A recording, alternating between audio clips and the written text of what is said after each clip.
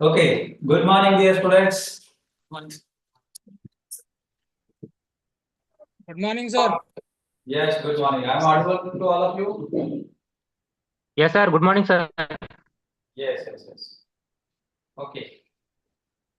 So let us start our today's lecture of Business Environment, Unit 5. Okay.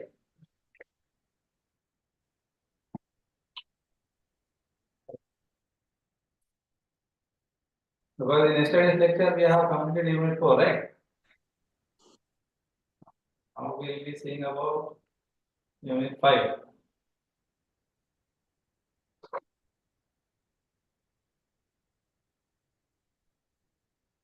Okay. So I hope my screen is visible to all of you, right? Those who are present online. Yes, please confirm whether my screen is visible to you. Yes, sir. Yes, sir. Screen is loading. Yes, sir. Visible, sir. Okay. दिसते आहे ना? दिसते sir दिसते. Yes. Correct.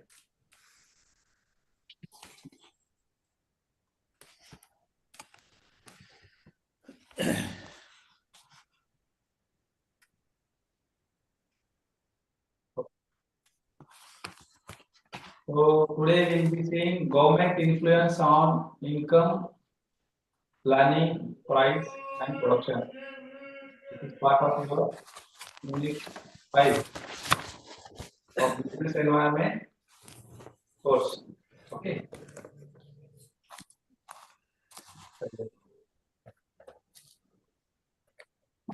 Okay. So how government influences the income, planning, price, and production of the business environment. So what is the influence of the government on the income, planning, price, and production of the business environment? This is what we are going to see in this session. Okay. So generally, government policies should steer businesses and sometimes create some barriers too. See, we have seen in the previous lectures, in the first 5-year plan, government has planned to like promote the incentives for the industrialization, right? They have provided some subsidies and all those things.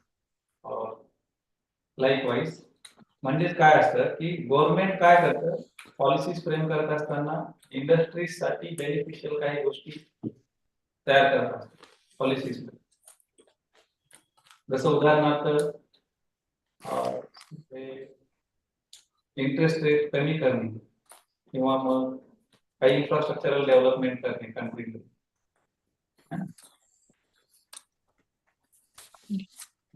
अशा पद्धतीचे काम government करत असते.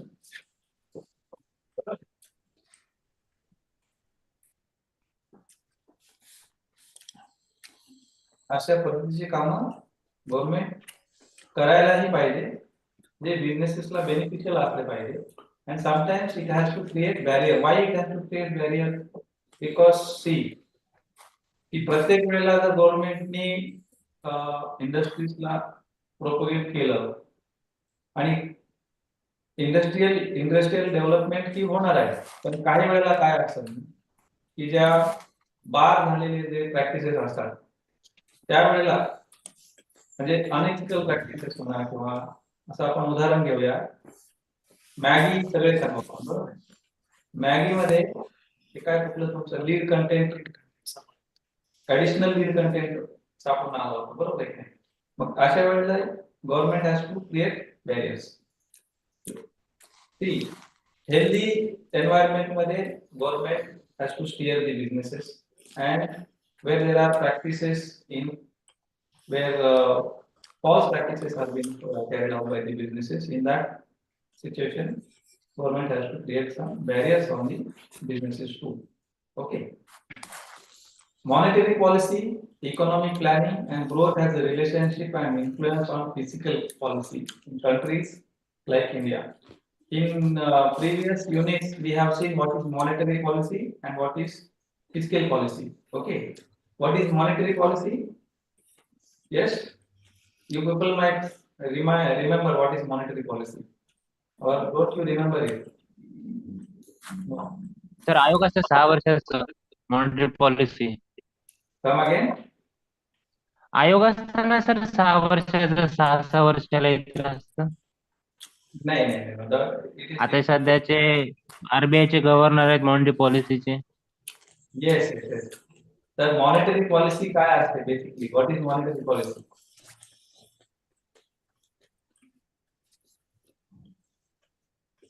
Monetary policy म्हणजे monetary policy is framed or prepared by the central bank of any country. है ना? आपण उदाहरण बघितलं होतं ना की इन्फ्लेशन झालं तर आरबीआय काय करतं, डिफ्लेशन झालं तर आरबीआय काय करतं, पैसा मार्केटमध्ये कमी असेल तर आरबीआय काय करतं, रेपो रेट किंवा रेपो रेट कमी करतं, है ना? रेपो रेट कमी केला की बँकेला स्वस्त कर्ज मिळतं, बँकांना स्वस्त कर्ज मिळालं, हे सांगून झालंय ना माझं. मग मॉनिटरी पॉलिसी काय सांगा ना, सांगू शकत नाही. अरे असं कसं पुढचं पाठ मागचं पाठ असं नाही का? मॉनिटरी पॉलिसी मध्ये बेसिकली सेंट्रल बँक जी असते कंट्रीची ती पॉलिसी फ्रेम करते. In case if there is ample amount of fund flow, cash flow, credit flow in the market, what it will do? It will increase the repo rate. And if there is scarcity of money in market, what it will do? It will reduce the repo rate. Okay, and likewise the balance will be maintained. But whereas in case of fiscal policy is framed by the government of countries. Okay, government of India, right? And in fiscal policy, what is framed?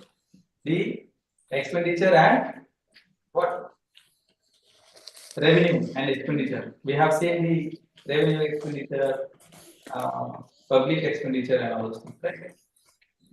So these both have some relationship in between, like monetary policy, economic planning and growth. These have relationship in between, and eventually all these things have influence on the fiscal policy in countries like India. How is our country? Our country is in the developing phase. Okay, it's neither underdeveloped nor developed one. It is like in the development phase. Okay, so countries similar like India will have this scenario. Okay, economic policy leads to an expansionary fiscal policy to expand the plan and non-plan. Excuse me, sir. Yes. Sir पहिली slide दिसते, जरा slide change करा ना. Slide. अच्छा, slide दिसत नाही का तुम्हाला? First slide is नाही showing. चेंज होत नाही. Okay, just a minute. I hope now it is visible to you, right? Yes sir, yes sir. Yes sir, thank you sir. Yeah. And we'll do one thing. I'll just change the second slide. Okay, now it is visible to you? Yes sir. Yeah. Yes sir, yes sir. First slide. So economic policy leads to an expansionary fiscal policy to expand the planned and non-planned expenditure. Okay, government of India frames this economic policy also, which leads to the expansionary fiscal policy. What is expansionary fiscal policy and what is the other one is like opposite to expansion. Okay, we expand and we contract. Okay, so contraction fiscal policy is also there, but here we are seeing about the expansionary fiscal policy. In expansionary fiscal policy, what happens to is to expand the planned and non-planned expenditure. So what is planned expenditure and what is non-planned expenditure?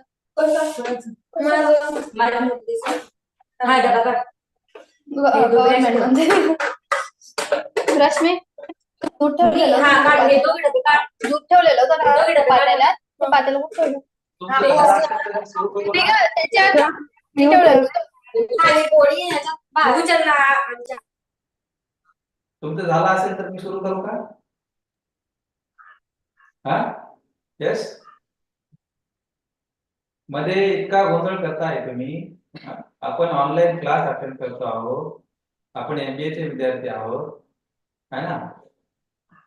तर आपल्याला थोडे manners आणि etiquettes असले पाहिजे. हे tolerate करणार नाही. हा? मी तुम्हाला म्यूट करण्यापेक्षा तुम्ही स्वतः म्यूट व्हा. जेव्हा तुम्हाला बोलायचं तेव्हा अनम्यूट करा. अशा ठिकाणी बसा की जिथे गोंधळ गोंगाट नसेल. कोणीतरी किचन मध्ये काम करत करत काउन्सिलिंग सेशन अटेंड करणे is not expected at all. If it is so तुम्ही नका करू ना. ते लाईव्ह सेशन आपलं तिकडे रेकॉर्डेड आहेच, ते तुम्ही नंतर पहा. पण इतर विद्यार्थ्यांना काय त्रास देतो? जे जेन्युअनली जे लोक अटेंड करतायत त्यांना तरी करू द्या ना. चलो आता परत सांगणार नाही. परत आता डायरेक्ट त्याला रिमूव्ह करणार आहे.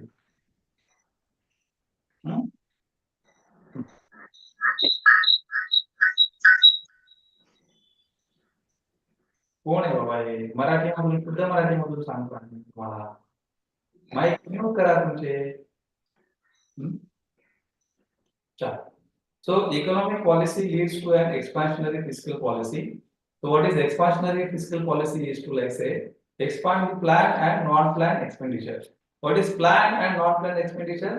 Planned expenditure is expenditure which is say constructions of infrastructural development, to build roads, to build government say buildings and all those things. And non-planned expenditure is expenditure which is incurred on the routine work. What comes under the routine work?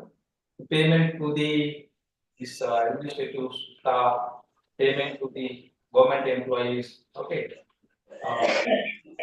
payment towards the social welfare development.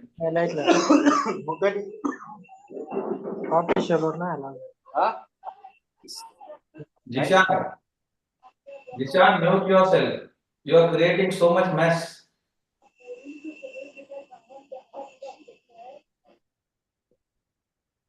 Okay. So, better way, I just remove you people from them. Shall I do that? Sagar Dai, Mukesh Sharma and Jishan Sheikh, mute your mics.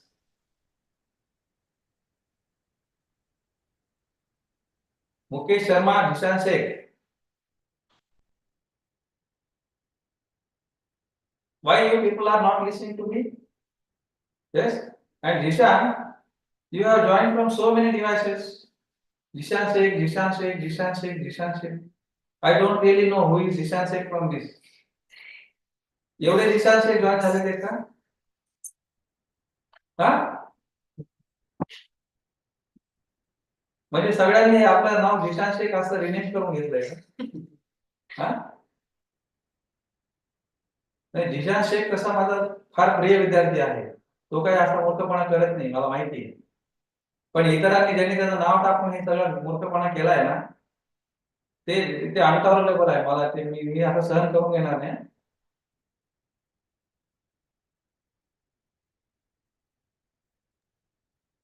किती जिशान शेख झाले त्याच्यामध्ये? हा? एक, दोन, तीन, चार, पाच, सहा, सात, आठ. किती जिशान शेख झालेले? का बाबा सगळेजण जिशान शेख झाले कशामुळे? सर त्यांनी लिंक सेंड केली होती म्हणून. तर ऍक्च्युली त्याने ग्रुपवर लिंक सेंड केली असेल आणि ती लिंक वापरून बाकीचे जण तुमच्या डिव्हाइसचं नाव स्वतः बदला ना. तुम्हाला नाही बदलता येत का? तो तुमची मदत करतोय. उलट लिंक सेंड केली म्हणजे तो तुमची मदत करतोय ना. मग तुम्ही त्याचंच नाव टाकायचं का तिथे? रिनेम करतात, डिव्हाइस नेम रिनेम करता येतं ना. रिनेम करा. हजेरी उद्या जिशान शेखच्या नावाने लागेल इतक्या सगळ्या विद्यार्थ्यांनी. हा? आणि सगळ्यांनी माईक्स म्यूट करा. डिस्टर्बन्स क्रिएट करू नका. जेव्हा तुम्हाला बोलायचं तेव्हा बोला, मी तुम्हाला संधी देईल ना. चल, तर पुढे चालूया आपण. What is plan and non plan expenditure ते आपल्याला कळालेलं आहे. प्लॅन एक्सपेंडिचर म्हणजे असं एक्सपेंडिचर की जे ग्रोथ अँड डेव्हलपमेंट वरती केलं जातं, जे रुटीन नसतं. म्हणजे नव्याने काहीतरी, आता जसे समृद्धी महामार्ग बनवला, किंवा जे आता आपलं कोस्टल रोड बनतो आहे तर त्याचं उद्घाटन करतील ते, किंवा मेट्रो, आपल्याकडे मेट्रो येऊ घातली कधी ते काय माहिती नाही, पण मुंबई पुण्यामध्ये वगैरे मेट्रो आहे, नागपूरमध्ये मेट्रो आहे. तर these are planned activities, these are planned expenditures, okay, to expand the growth of the fiscal policy and the nation altogether. आपण ह्या प्लॅन ऍक्टिव्हिटीज करत असतो. नॉन प्लॅन ऍक्टिव्हिटीज काय असतात, ज्या रुटीन असतात, म्हणजे शासकीय कर्मचाऱ्यांचं वेतन किंवा इतर सगळ्या आपल्या ज्या ऑलरेडी एक्झिस्टिंग मध्ये ज्या गोष्टी आहेत ना, म्हणजे शाळा चालवणं, हॉस्पिटल्स चालवणं, महानगरपालिका चालवणं, या सगळ्या गोष्टींसाठी जो येणारा खर्च आहे तो non plan expenditure. Plan expenditure is something which has to be say it is related to the growth development of the nation. Okay. Introduction of liberalization led towards CRR, SLR and bank rates to assure availability and flow of credit to assist the industrial growth. आता what happened की आपण LPG धोरण स्वीकारलं, त्यातला तो एलपीजीचा L आहे liberalisation है ना, कधी स्वीकारलं 90च्या दशकामध्ये 90च्या दशकामध्ये. 1990 मध्ये आपण ते लिबरलायझेशन, प्रायव्हेटायझेशन आणि ग्लोबलायझेशन स्वीकारलं.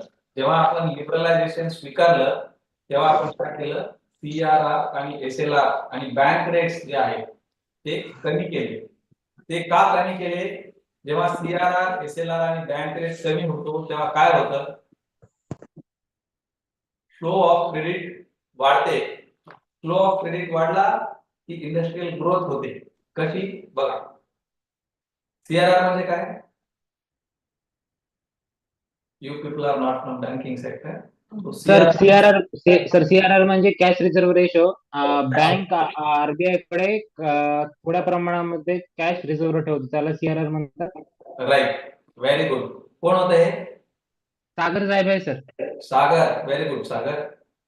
आणि एसएलआर काय आहे मग, statutory liquidity ratio. Yes, very good. त्याचा ते अर्थ नाही माहिती, फक्त ते फुल फॉर्मच माहिती. बघा, सीआरआर म्हणजे कॅश रिझर्व्ह रेशिओ.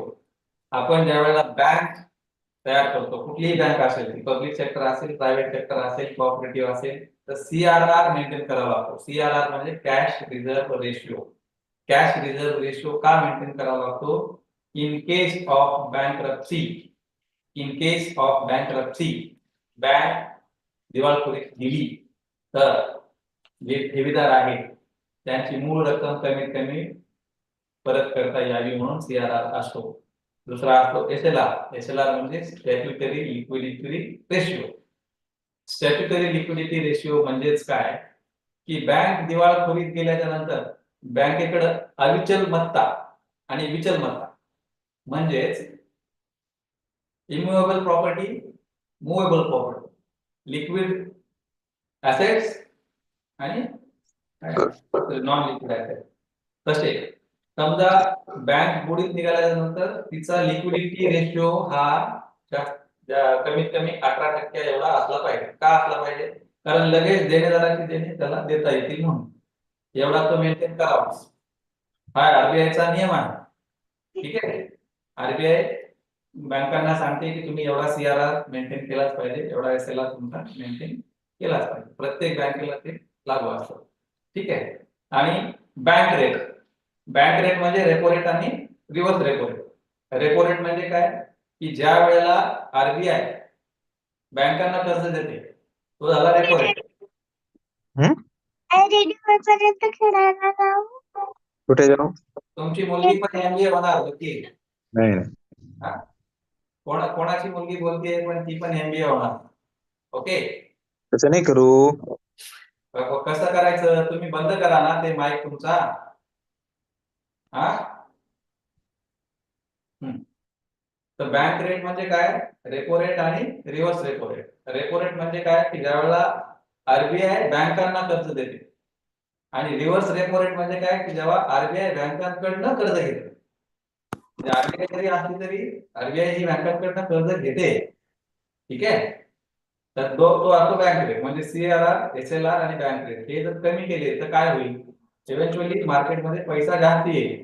म्हणजे सीआरआर एसएलआर कमी केला. आता समजा 18%, माझ्याकडे समजा 100 रुपये माझ्या बँकेचे 500 रुपयाची एक वर्थ आहे. हा, नेटवर्क माझ्या बँकेचे 500 रुपये आहे. त्याच्या 18%, 500 रुपयाचे 18% किती होतात? 18 म्हणजे 40 आणि 120 होतात. 120 रुपयाची माझी लिक्विडिटी असली पाहिजे. म्हणजे 120 रुपये मला लगेच मिळत आले पाहिजे. आणि त्यातले सीआरआर आता मला काहीतरी 6 का 8% काहीतरी आहे. त्यातले 8 म्हणजे 40 रुपये मी आरबीआय कडे ठेवले पाहिजे. तर 200 रुपये जवळपास मी आता ते आरबीआय कडे ठेवल्यागतच आहेत, बरोबर आहे. आता ठेवल्यागत आहेत आणि मला जेव्हा कर्ज घ्यायचे तर ते जर समजा मला 10% जर मिळणार असेल तर मी कर्ज कमी घेणार. कर्ज कमी घेणार म्हणजे माझ्याकडे पैसे कमी राहणार. माझ्याकडे पैसे कमी राहणार म्हणजे मी लोकांना कमी पैसे देणार. कमी पैसे देणार म्हणजे लोकांकडे कमी पैसे असणार. लोकांकडे कमी पैसे असणार म्हणजेच काय होणार की डेव्हलपमेंट ही कमी होणार. जर हेच रेट कमी झाले, सीआरआर कमी झाला, एसएलआर कमी झाला, बँक रेट जर कमी झाले तर मी ऍज अ बँक म्हणून मी जास्तीचं कर्ज घेणार. जास्तीचं कर्ज घेणार तर लोकांना जास्तीचं कर्ज देणार. जास्तीचं कर्ज देणार तर मार्केटमध्ये जास्तीचा पैसा येणार. बरोबर आहे की नाही? आणि इव्हेंच्युअली काय होणार? इंडस्ट्रियल ग्रोथ होणार. जर समजा तुम्ही इंडस्ट्री इस्टॅब्लिश करण्याचा विचार करताय, आजच्या तारखेमध्ये 12% आरओआय आहे ऑफ इंटरेस्ट. आता 12% आरओआय असल्यानंतर लोक विचार करतील की अरे 12% म्हणजे थोडंसं आपण थांबूया. तर ज्या वेळेला 6% होतील किंवा 7% होतील, 8% होतील, त्यावेळेला लोक काय करतील? त्याने नाही, आता रेट ऑफ इंटरेस्ट खूप म्हणजे सुटेबल आहे, मला अफोर्डेबल आहे, मी जास्तीची लोन घेणार. जास्तीचे लोन घेऊन मी इंडस्ट्रीज इस्टॅब्लिश करणार आणि इंडस्ट्रियल ग्रोथ इव्हेंच्युअली होणार. बरोबर आहे. तर असं त्या पद्धतीनं गव्हर्नमेंटचा इन्फ्लुएन्स या सगळ्या गोष्टींवरती असतो. कारण मग बघा, फिस्कल पॉलिसी असेल किंवा मॉनिटरी पॉलिसी असेल, सेंट्रल बँक जरी क्लेम करत असेल मॉनिटरी पॉलिसी, तर शेवटी मॉनिटरी सेंट्रल बँक कोणाच्या पर्व्ह्यू मध्ये येते? गव्हर्नमेंटच्याच पर्व्ह्यू मध्ये. फिस्कल पॉलिसी तयार करत असताना तर गव्हर्नमेंटच तयार करतो. मग गव्हर्नमेंटचा इन्फ्लुएन्स या सगळ्या गोष्टींवरती आहेच की नाही? म्युच्युअली आहे. Sorry, fiscal policy impact monetary policy as well as has direct association with direction of business development through taxation, public debt and public expenditure. Fiscal पॉलिसीचा इम्पॅक्ट कशावर असतो? मॉनिटरी पॉलिसीवर असतो. म्हणजे बघा, गव्हर्नमेंटने असा विचार केला की आपल्याला काय म्हणूया, इन्फ्रास्ट्रक्चरल ग्रोथ साठी 1000 कोटी रुपयाची तरतूद करायची आहे.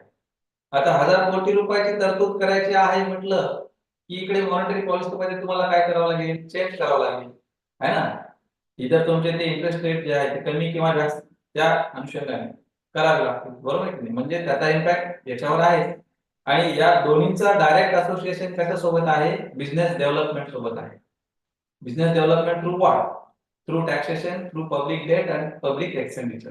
आता what is public debt? Public debt is something when government takes debts from other. त्याच्यामध्ये परत दोन प्रकार असतात पब्लिक डेट मध्ये. एक इंटरनल डेट असतो, एक एक्सटर्नल डेट असतो. इंटरनल डेट म्हणजे काय की राष्ट्रातल्या राष्ट्रात ज्या वेळेला आपण समजा राज्य शासनाने काय केलं, केंद्र शासनाकडून कर्ज घेतलं, तर इंटरनल पब्लिक डेट. किंवा डायरेक्ट महाराष्ट्राने काय केलं, एशियन डेव्हलपमेंट बँक जी आहे त्याच्याकडनं कर्ज घेतलं, मग हे झालं international public debt. Public date म्हणजे शासनाने घेतलेलं कर्ज. पब्लिक एक्सपेंडिचर म्हणजे शासनाने पब्लिकच्या वेलफेअरसाठी केलेलं एक्सपेंडिचर म्हणजे पब्लिक एक्सपेंडिचर. ओके, क्लिअर आहे ना? क्लिअर आहे ना? Yes sir. Yes sir, yes sir, yes sir. म्हणजे थोडंसं परत रिमाइंडर केलं. अच्छा, परत थोडंसं रिमाइंडर केलं. ओके, ठीक आहे. आज आपल्याला 2 मिनिट फिनिश करायचे आहेत. आपल्याला 2 तास आहेत.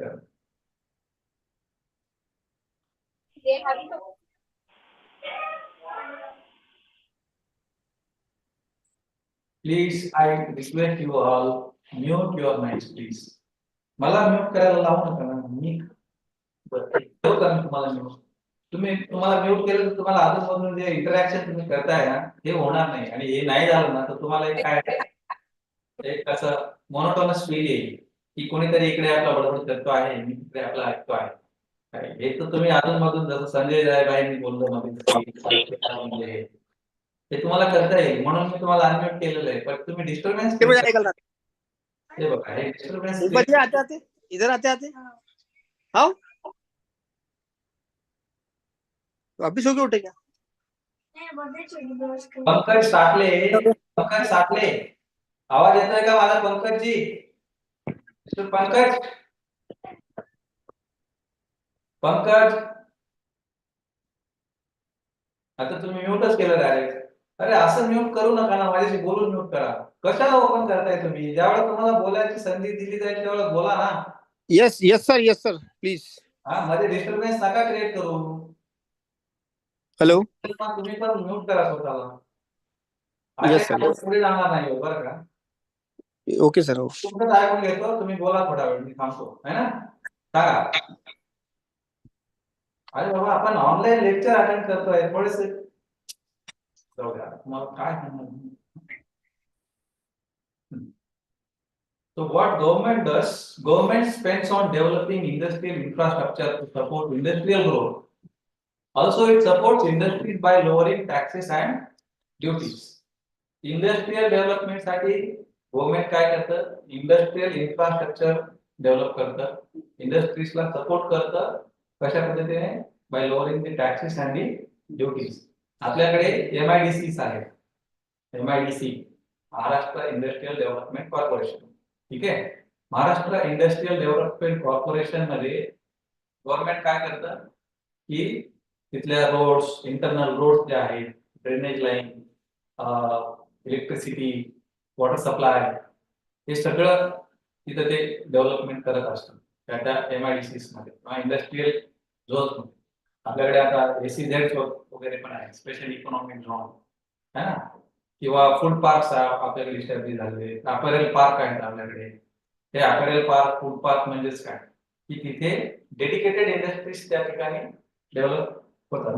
आता छत्रपती संभाजीनगरला चिकलठाण्याच्या इथे एक फूड पार्क आहे. तिकडे तुमच्या साताऱ्यामध्ये एक फूड पार्क झालेला आहे. आपल्या नाशिकमध्ये इथे विंचूरला एक फूड पार्क आहे. हे काय? हे गव्हर्नमेंटनी इंडस्ट्रियल ग्रोथ साठी केलेली तरतूद आहे. इन्फ्रास्ट्रक्चरल डेव्हलपमेंट इथे केलेलं आहे. मी मागच्या पण काही लेक्चर्स मध्ये सांगितलं होतं की तिथे in comparison to other land, तिथला जो लँड असतो तो सबसिडाइज रेट मध्ये इंडस्ट्रियलिस्टला, एंटरप्रेन्युअर्सला अवेलेबल करून दिला जातो. त्याचा उद्देश त्यामागचा काय आहे की तुम्हाला कमी पैशात उपलब्ध करून देणे म्हणजे काय? जास्तीत जास्त लोकांनी उद्योगाकडे वळलं पाहिजे, जास्तीत जास्त लोक उद्योग सुरू केला पाहिजे जास्तीत जास्त लोकांनी, बरोबर आहे. आणि bye lowering the taxes and the duties. आता टॅक्सेस म्हणजे काय? कॉर्पोरेट टॅक्स आहे, एक्साइज ड्युटी आहे, ड्युटीज मध्ये एक्साइज ड्युटी आहे, कस्टम ड्युटी आहे, अदर टॅक्सेस पण आहे, इन्कम टॅक्स. त्या सगळ्या टॅक्सेस जर कमी केले तर बिझनेसेसला जास्त प्रॉफिट होणार, जास्ती प्रॉफिट होणार तर जास्तीचे बिझनेसेस इस्टॅब्लिश करणार. अशा पद्धतीने ते इंडस्ट्रियल ग्रोथ होणार. These adjustments prompt taxes on goods which are barred as to customers, hence reducing his savings or spending, triggering the requirement for the means of money supply and employment generation. But काय होतं? ही जर situation create झाली म्हणजे गव्हर्नमेंटनी इंडस्ट्रीजला support करण्यासाठी industrial infrastructure establish केलं, taxes आणि duties कमी केलं, तर त्याचा इम्पॅक्ट काय होतो की कधी कधी काही बॅन केलेले जे प्रोडक्ट्स असतात, गुड्स असतात, त्याच्यावरती त्याचे जे टॅक्सेस असतात ते वाढतात ऑटोमॅटिकली. कोणासाठी? एंड युजरसाठी, कंझ्युमरसाठी त्याचे टॅक्सेस वाढल्यामुळे त्याला प्राइस त्याची हाईक होते. प्राइस हाईक झाल्यामुळे त्या कंझ्युमरला त्याचे सेव्हिंग्स जे आहेत ते कमी होतात. बरोबर. आता मला सांगा, मार्केटमध्ये तुमच्याकडे 100 रुपये आहेत, 100 रुपयामध्ये आपण पेट्रोल आज किती 105 106 काय असेल, 106. तर समजा ते तुमच्याकडे 100 रुपये आहेत, तर 1 लिटर पेट्रोल तुमच्याकडे येणार आहे का?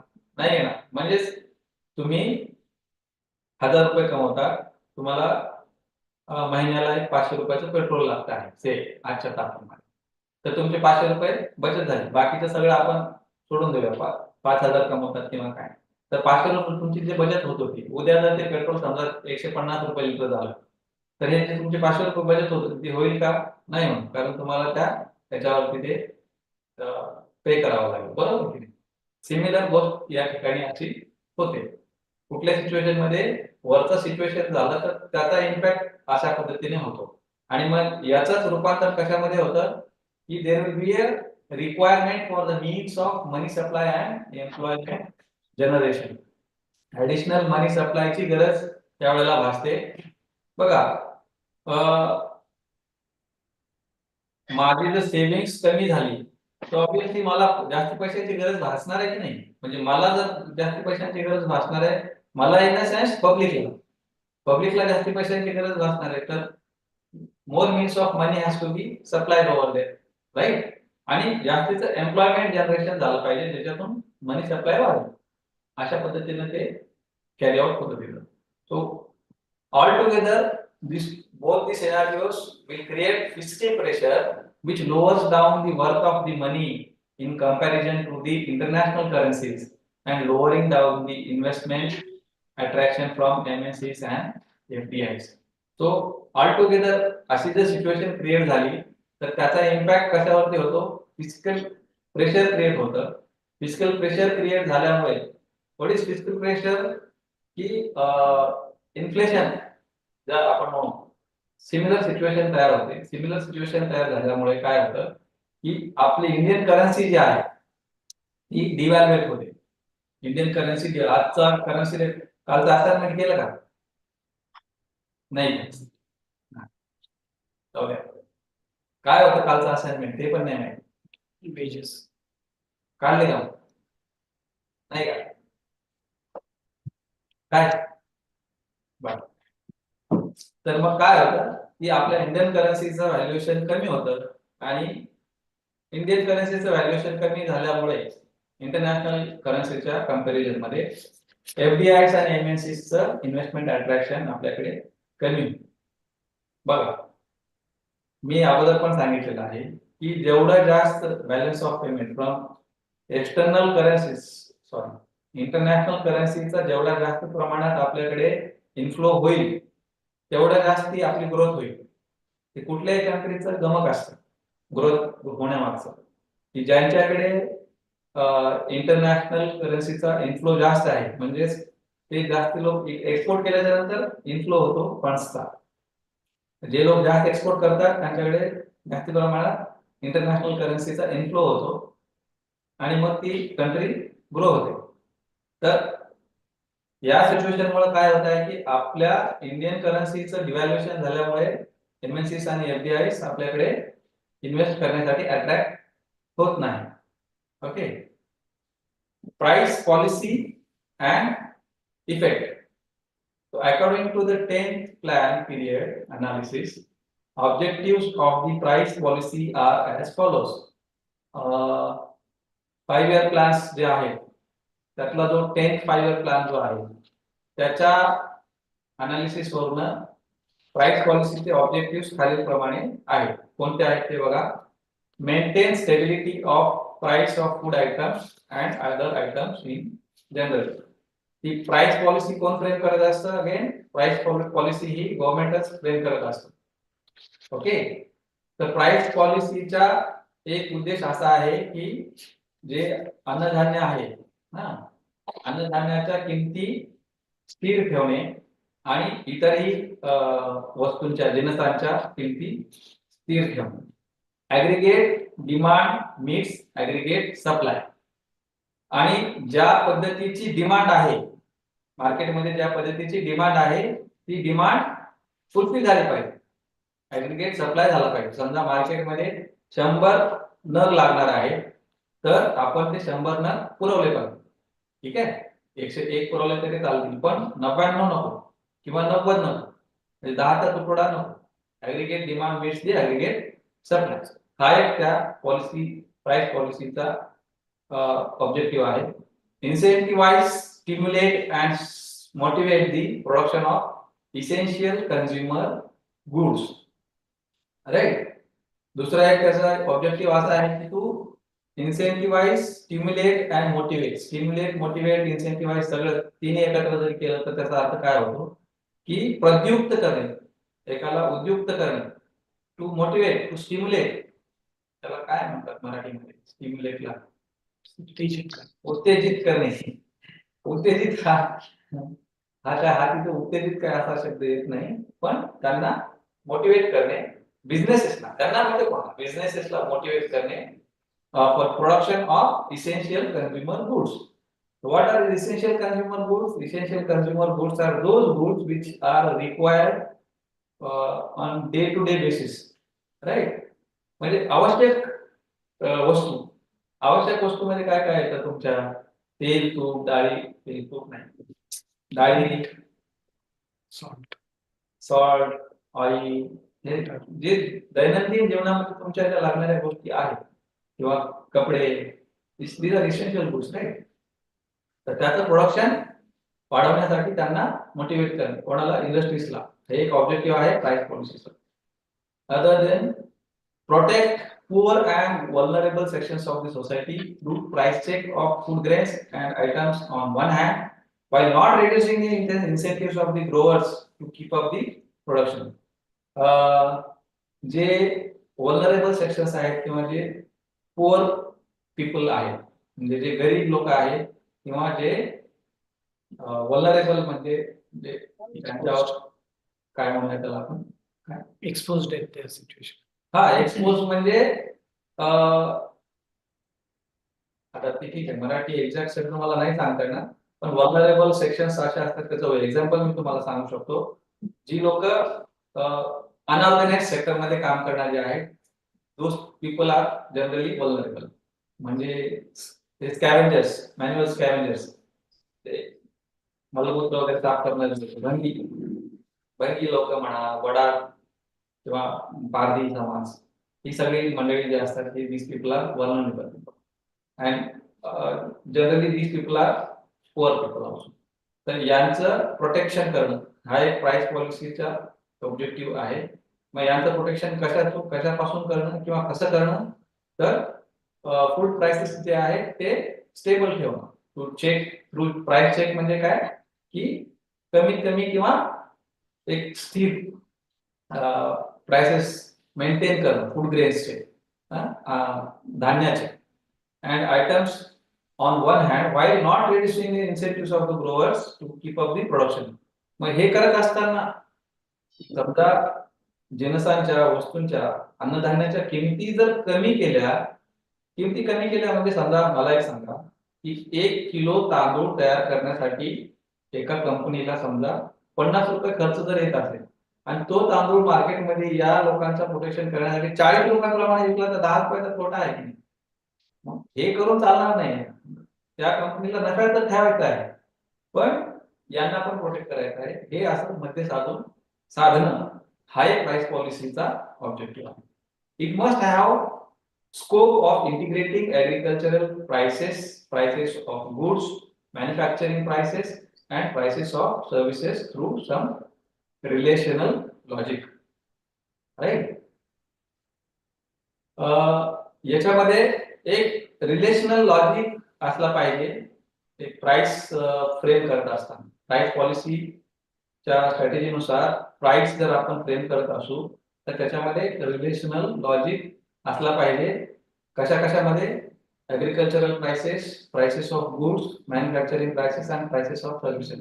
मी आता जे उदाहरण दिलं ना तसं सिमिलर, की समजा एक वस्तू तयार करण्यासाठी जर 5 रुपये खर्च येत असेल तर 5 रुपये खर्च येत असताना ती वस्तू मग 4.5 रुपयाला विकून चालणार नाही, बरोबर आहे. ती वस्तू आपल्याला 5.5 रुपयाला विकावं लागेल. तर 5.5 रुपयामध्ये त्याच्यातले परत काही अमाऊंट प्रॉफिट म्हणून त्या कंपनीला पण मिळणं ऑब्वियस आहे, बरोबर आहे. त्यातून गव्हर्नमेंटलाही काही थोडासा नफा मिळणं ऑब्वियस आहे. आणि त्या व्यक्तीला समोरच्या जो खरेदी करणार आहे त्यालाही म्हणजे त्याची पिळवणूक नाही झाली पाहिजे की त्यांनी खूपच जास्त पैसे दिले किंवा काय. तर असं ते एक लॉजिक त्याच्यामध्ये असणं गरजेचं आहे as per the price policy objective. Okay.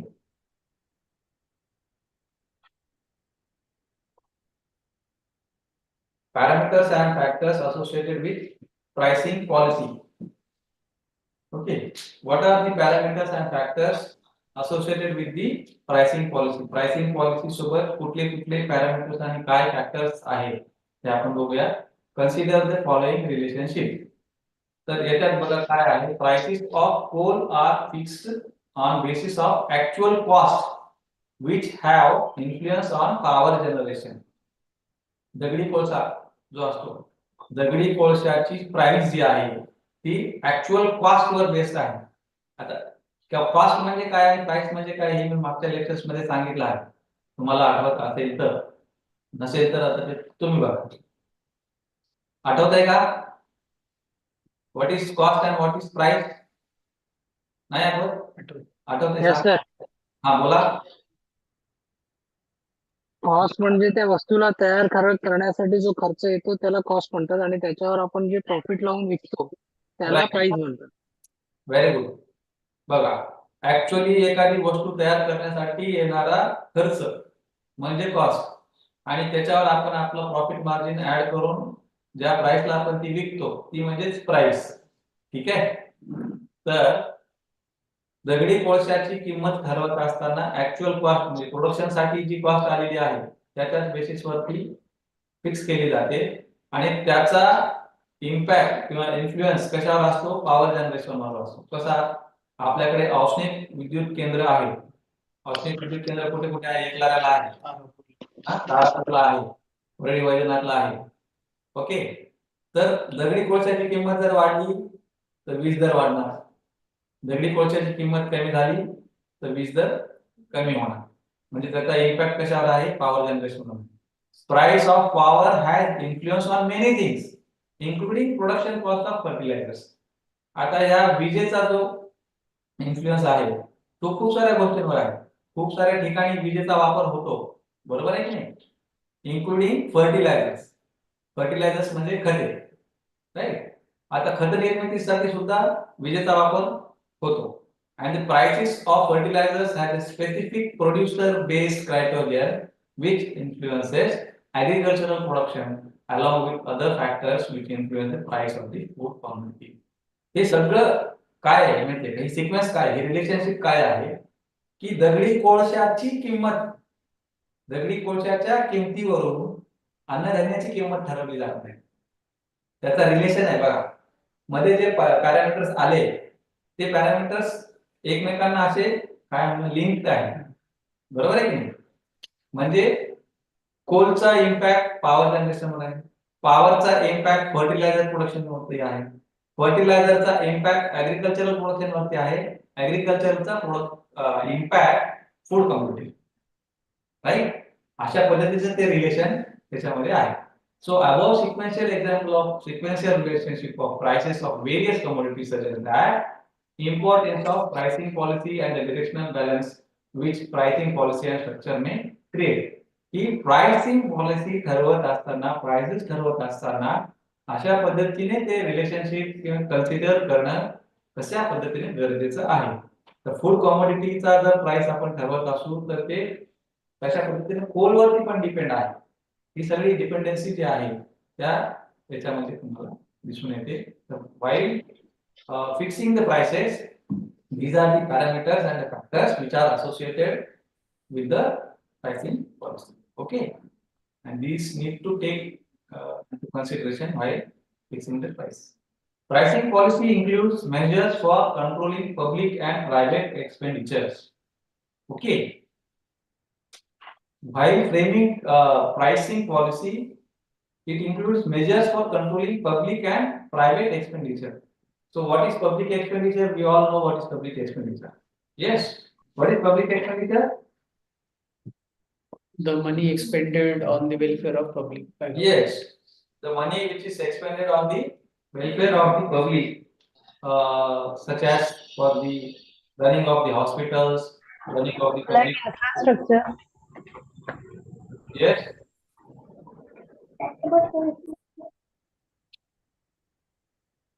Okay. And what is then private expenditure?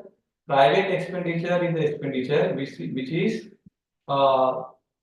say a private person or a private company which incurs the expenditure, that expenditure will be known as the private expenditure. म्हणजे खाजगी संस्था ज्या आहेत किंवा तुम्ही मी किंवा तुम्ही जो खर्च करतो डायरेक्टली ते कशामध्ये येतं प्रायव्हेट एक्सपेंडिचर मध्ये येतं आणि गव्हर्नमेंट जो खर्च करतो तुमच्यावर ते येतं public expenditure.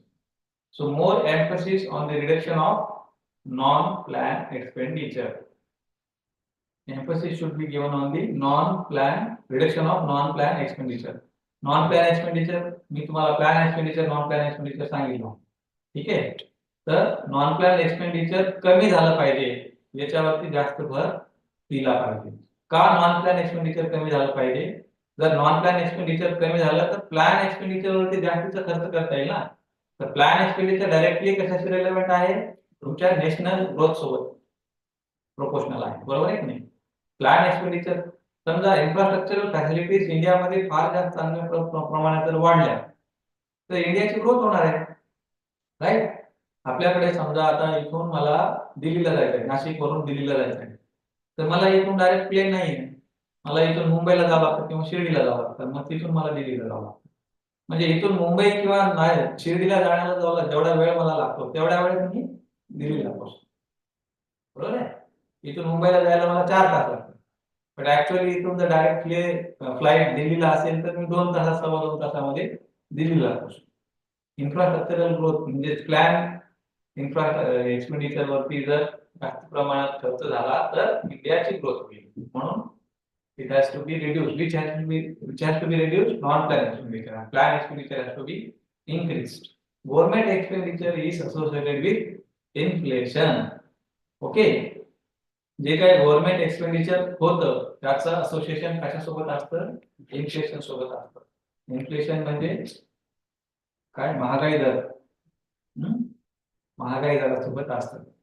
Non plan expenditure is associated with subsidies, profit earnings, loss making government enterprises, government owned expenditures and bureaucratic expenditure. इथे परत नॉन प्लॅन एक्सपेंडिचर काय आहे हे सांगितलं. नॉन प्लॅन एक्सपेंडिचर मध्ये काय काय येतं सबसिडीज येतात. भरपूर ठिकाणी आपण सबसिडी देऊ. शेतकऱ्यांना सबसिडी द्या, विजेत सबसिडी द्या, बँकेचं कर्ज घेतलं त्याच्यामध्ये सबसिडी द्या. शेतकऱ्यांना देत नाही, इतरांना देतो, इंडस्ट्रीजलाही देतो आपण है ना. आता मला वाटतं ते काय आपले कोण अदानी साहेब आहे त्या अदानी साहेबांना आपण सबसिडी दिली. ते सांगितलं ठीक आहे तुमचा एवढा कर्ज आहे आम्ही माफ करून टाकू. अंबानी किंवा इतर जे उद्योग आहेत त्यांना आपण सबसिडीज देतो. सबसिडी देणं म्हणजे काय तो लॉस आहे गव्हर्नमेंटचा लॉस आहे राईट. किंवा मग गव्हर्नमेंटच्या ज्या कंपनीज आहेत ज्या प्रॉफिट अर्निंग असतील किंवा लॉस मेकिंग असतील. Profit earning loss making companies जसं बँका आहेत. बँका ह्या गव्हर्नमेंटच आहे. प्रायव्हेट सेक्टर पब्लिक सेक्टर बँका ह्या गव्हर्नमेंटच्या आहेत. LIC गव्हर्नमेंटची आहे. इंडियन रेल्वे गव्हर्नमेंटची आहे. तर इंडियन रेल्वे जर लॉस मेकिंग जरी असली तरी म्हणजे that comes under this non plan expenditure only. Okay. Government own expenditures and bureaucratic expenses. Bureaucratic what is bureaucratic expense? Bureaucrat म्हणजे काय? ब्युरोक्रॅट म्हणजे बाबूस. Persons who are sitting in the bureaucracy. गव्हर्नमेंटच्या 2 पैलू असतात. जे लोक MPSC चा UPSC चा अभ्यास करतात त्यांना माहिती आहे ना. शासन आणि प्रशासन. Government and administration. Administrative staff जो असतो those people are called as bureaucrats. Bureaucratic expenses म्हणजे त्यांच्यावरती जो होणारा खर्च आहे that is bureaucratic expenses. Okay. Government own expenditures गव्हर्नमेंटचे इतर जे आहेत खर्च ते खर्च सगळे. Okay. Pricing policy is associated with control of sudden inflation. Pricing policy चा असोसिएशन कशासोबत आहे? सडन इन्फ्लेशन होऊ नये हे कंट्रोल करण्यासाठी प्राइसिंग पॉलिसीचा असोसिएशन त्याच्यासोबत आहे. ओके. तर इन्फ्लेशन म्हणजे काय आपण अगोदरच बघितलेलं आहे. परत काही बघायची गरज नाही. Pricing policy relationship with international prices. Pricing पॉलिसीचा इंटरनॅशनल प्राइसेस सोबत काय संबंध आहे? Policy and planning of a nation is associated with international organization and policy structure of other nations. Okay. Policy and planning of a nation is associated with international organization. म्हणजे एखाद्या राष्ट्राची pricing policy किंवा planning जे आहे ती कशासोबत निगडीत असते किंवा कशासोबत सहसंबंध असतो त्याचा, तर international organization and policy structure of other thing. बघा काय होतं की युएस मध्ये समजा एखादी पॉलिसी फ्रेम झाली, प्राइसिंग पॉलिसी कशाची, युएस मध्ये, ठीक आहे आपण युएसचं उदाहरण नको घ्यायला, आपण मिडल ईस्ट कंट्रीज कडनं मॅक्सिमम कच्चं तेल आयात करतो. आता मिडल ईस्ट कंट्रीजची प्राइसिंग पॉलिसी ठरली, त्यांनी सांगितलं की आपण कच्च्या तेलाच्या किमती अशा वाढवायच्या. मग त्याचा इम्पॅक्ट भारताच्या प्राइसिंग पॉलिसीवरती आणि प्लॅनिंग वरती होणारच आहे ऑब्विसली. त्यांनी किमती वाढवल्या आणि आपण जर कमी केल्या तर भारतावरती भूर्दंड वाढेल, कर्जाचा डोंगर होईल, राईट. त्यापेक्षा मग त्यांनी ज्या पद्धतीने फ्रेम केलेली आहे प्राइसिंग पॉलिसी त्याच सिमिलर याच्यामध्ये आपल्याला इकडे फ्रेम करावी, राईट. म्हणून इंटरनॅशनल पॉलिसी स्ट्रक्चरचा इम्पॅक्ट किंवा असोसिएशन हे आपल्या इंडियन पॉलिसी अँड प्लॅनिंग वरती असतो. ओके. हा, पब्लिक डेटच्या बाबतीत मला सांगायचं झालं तर एक मी जे विसरलो आता रिकॉल झालं म्हणून सांगतो. तर रिसेंटली आपलं हिवाळी अधिवेशन चालू आहे. हिवाळी अधिवेशनाच्या पूर्वसंध्येला सगळ्यांचं काय म्हणतात ते, सगळ्या पार्टीजला काय सगळ्यांचं कॉमन चहा पाण्याचा कार्यक्रम, चहा पाण्याचा कार्यक्रम. चहा पाण्याचा कार्यक्रम केला होता. चहा पाण्याच्या कार्यक्रमावर विरोधकांनी बहिष्कार टाकला. मग जे सत्तेत बसलेले त्यांनी विश्लेषण दिलं की आपल्यावरती म्हणजे आपले जे उपमुख्यमंत्री साहेब आहेत अजितदादा पवार, त्यांनी सांगितलं की आपल्या महाराष्ट्रावर किती प्रमाणात कर्ज आहे आणि आपण आणखी किती कर्ज घेऊ शकतो. कर्ज हे घ्यावंच लागतं ऍक्च्युली. मला बिझनेस रन करत असताना कर्ज हे घ्यावंच लागतं किंवा राज्य रन करत असताना मला कर्ज घ्यावं लागतं. That is public date. ते जे सांगत होते ना, दॅट इज पब्लिक. ते कोणी ऐकलंय मला माहिती नाही, पण ऐकायचं चांगलं असतं. Domestic prices of commodities depend on the behavior of their world prices. Yes, obviously. आपल्या इथे पेट्रोलच्या किमती जर कमी होत आहेत याचा अर्थ इंटरनॅशनल मार्केटमध्ये कच्च्या तेलाच्या किमती कमी झाल्या. आपल्याकडे जर पेट्रोलच्या किमती वाढत आहेत त्याचा अर्थ इंटरनॅशनल मार्केटमध्ये कच्च्या तेलाच्या किमती वाढल्या. ठीक आहे, त्याचा इम्पॅक्ट असतो. Demand for a commodity in a country may affect the prices of the commodity in other country. बघा आता रिसेंटली मला वाटतं 2-4 महिन्यापूर्वी का 6 महिने एक्झॅक्टली डेट नाही सांगता येणार, पण श्रीलंकेमध्ये ना खूप जास्त महागाई वाढली होती. खूप जास्त म्हणजे प्रचंड प्रमाणात. अगदी म्हणजे 200-300 रुपयाला लिटर दूध, 400-500 रुपयाला किलो टोमॅटो. मग त्याचा इम्पॅक्ट भारताच्या मार्केटवर होणार की नाही? ऑब्व्हियसली होणार. का होणार? कारण तिथे जर इतक्या इन्फ्लेशन वाढलेलं असेल तर भारत काय करतं, शेजारी राष्ट्र म्हणून शेजार धर्म म्हणून आपण आपलं काहीतरी कमोडिटीज त्यांना देतो म्हणजे आपल्या सरप्लस आहे त्या सरप्लस मध्ये कमतरता झाली म्हणजे आपल्याकडचे प्राइसेस त्यांच्याकडे समजा 50% वाढले, 50 पटीने, आपल्याकडे थोडे तरी कमी वाढतील की नाही? वाढतील, ऑब्व्हियसली वाढतील. म्हणजे त्याचा काय impact? Demand for a commodity in a country may affect the prices of the commodity in the other country. Okay, clear? Technology and alternative usage of commodity may also affect the prices. आता याच्यामध्ये काय आहे, यांनी fuel prices, okay, त्याच्यात त्यांनी शुगरचा काहीतरी एक एक्झाम्पल दिलेलं आहे तुमच्या बुकमध्ये. आता ते शुगरचं कसं दिलंय ते मला नाही माहिती, पण इन केस समजा काय असतं, एक तुमच्याकडे आता फ्युअल म्हणून तुमच्याकडे पेट्रोल आहे, बरोबर आहे, पण आपल्याकडे सीएनजी पण आलेला आहे, आपल्याकडे एलपीजी पण आलेला आहे, भविष्य काळात येऊ घातलेल्या काळामध्ये आपल्याकडे हायड्रोजन गॅस पण येणार आहे, बरोबर आहे. ते अल्टरनेट सोर्सेस झाले की नाही? अल्टरनेट सोर्सेस ज्या वेळेला होतात त्यावेळेला त्या कमोडिटीचा प्राइस अफेक्ट होतो. नंबर ऑफ अल्टरनेट्स जर माझ्याकडे असतील तर मी काय करेन, ज्याची प्राइस कमी मी त्याच्याकडे द्यायची नाही. कमोडिटीचे कमोडिटीचे प्राइसेस हे अफेक्ट अशा पद्धतीने होतात. So fuel prices effect transportation.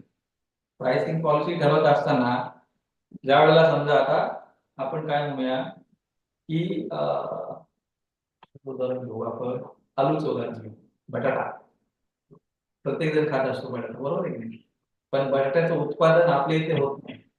बटाट्याचं उत्पादन मॅक्सिमम प्रमाणात यूपी आणि त्या साईडला होतं. युपी मध्ये सगळ्यात जास्त बटाटा युपी मध्ये पिकवला जातो. युपी म्हटलं की साधारणतः इथून आपल्यापासून किती ते 1000 किलोमीटर 1000 किलोमीटरच्या अंतरावर आहे. आता बटाट्याची किंमत त्या ठिकाणी समजा 8 रुपये किलो प्रमाणे आहे, पण आपल्याकडे 20 रुपये किलो आहे. काय करणार असतं? Transportation charge. जर समजा आता आज 20 रुपये प्रमाणे आहे, उद्या पेट्रोलच्या किमती जर 160 रुपये झाल्या, तर बटाट्याची किंमत सुद्धा 25 रुपये 30 रुपये होणार, नाही. कारण ट्रान्सपोर्टेशन खर्च वाढला ना. हे कोण आहे बाबा? हे म्यूट करा तुम्ही स्वतःला. कोण आहे हे? पण त्यांनी दिशांत शेख नाव दिले. नाही, ते दिशांत शेख नाही, 100% नाही. दिशांत शेख असा नाही. दिशांत शेख फार गुणी मुलगा आहे. मी त्याचं सुरुवातीपासून कौतुक करतो. खूप चांगला मुलगा आहे तो. त्यांनी सगळ्यांना ती लिंक दिली, पण मग त्यांनी चूक केली काय? हेच सांगतोय मी परत. Okay, thank you. Your unit 5 comes to an end over here. I must thank all the online participants for their kind cooperation, because they were not at all creating any mess in between when our lecture was going on. Now you people are free to talk with me. If you have anything to say, any queries, any doubts. Okay. Sir. Yes. Hello. Hello. Who is this? First tell your name and then ask what your question is there.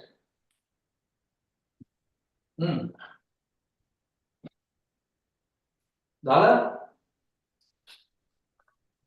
हा, बोला ना Ashok मांबियाल. Sir नमस्कार sir.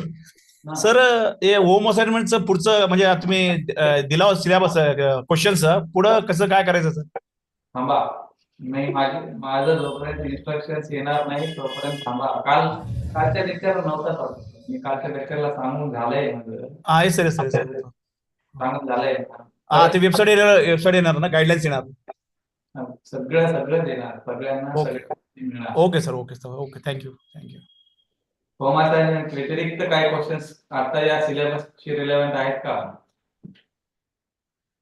ठीक आहे, नाही येत असं आपण कन्सिडर करू. Okay, thank you very much. We will just start our next lecture in just 2 minutes. Okay, for 2 minutes I will end the session and again I will start the session, because so that